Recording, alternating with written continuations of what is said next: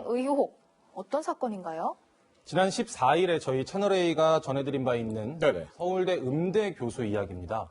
서울대 음대에서 학장까지 지냈던 이 교수는요, 자신의 제자이자 지인의 딸을 강제 추행한 혐의로 검찰 수사를 받고 있습니다. 예. 교수는 지난 2015년에 자신의 공연 뒤풀이를 하던 도중에 먼저 가겠다는 피해자를 데려다 주겠다고 차에 태우고 대리 운전기사가 있는 차 안에서 강제로 추행을 한 혐의를 받고 있는데요. 피해자는 교수의 영향력이 두려워서 그동안 말을 하지 못하고 혼자 고통받았다고 이야기를 했습니다. 예. 저를 만나서도 그 두려움에 떠는 모습이 역력했는데 피해자의 말을 들어보시죠. 남의 말을 빌리자면 한국음악계 앱솔루트 파워라고 하죠. 음악계 아니고 다방면에 인맥이 크게 넓은 사람, 두터운 사람이어서 감히 누구한테 말한다는 자체가 두려웠어요. 제가 이거를 얘기하는데 오히려 제가 이상한 사람이 될 것 같았고, 그래서 저만 그날 있었던 일을 잊고 모른 체 하면서 살아가면 모든 게 다 그냥 잘 돌아갈 거라고 생각을 했고, 제가 그렇게 할 수 있을 거라고 생각했어요. 그래서 그렇게 몇 년을 그렇게 지냈던 것 같아요.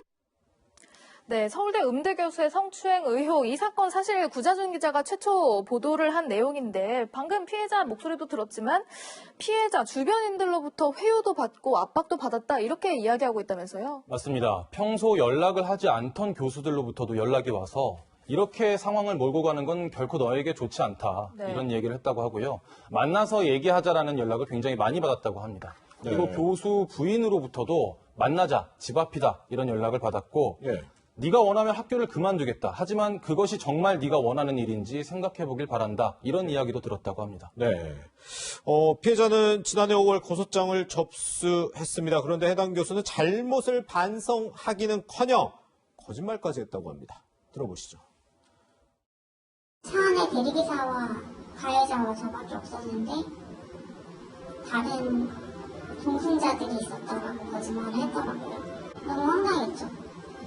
아예 거짓말을 해버리니까 저와 저희 아버지한테 학교 그만두겠다고 했던 그 사람이 이제 빠져나갈 분이 그리고 그런 말도 안 되는 거짓말을 하고.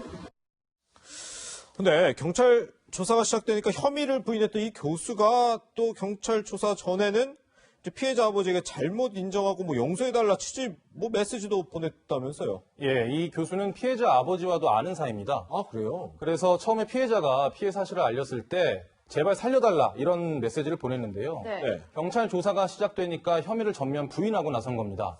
왜 말이 바뀌었는지는 사실 교수만 알 일이라 저희가 해명을 듣기 위해서 수차례 연락을 시도했는데 연락이 닿지 않았습니다.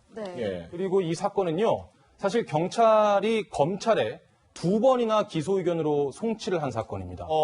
지난해 9월에 1차 송치를 했고요. 검찰이 피해자 조사를 다시 하라고 했습니다. 사실 피해자 진술이 굉장히 일관되고 구체적이었는데 그래서 경찰이 12월에 다시 한번 송치를 했습니다. 최초 고소 시점으로부터 보면 지금 10개월 이상 지난 시점인데 검찰 조사가 이루어지지 않고 있고요. 그래서 피해자는 서울대 인권센터에도 신고를 접수를 했고 인권센터에서 조사를 받았는데 가해자 조사는 정작 아직도 이루어지지 않고 있습니다. 서울대 측은 가해자 교수가 개인 사정으로 8월로 조사를 미뤄달라고 했다라고 이야기를 했습니다. 네, 어쨌든 사건 돋보기 지금 이 시간에서도 저희가 교수에 의한 제자 성추행 이런 얘기를 권력형 성범죄다라고 하면서 많이 보도해드린 것 같은데 이런 사건 볼 때마다 참 마음이 안타깝습니다. 일단 구자준 기자와는 여기서 인사 나누겠습니다. 고맙습니다.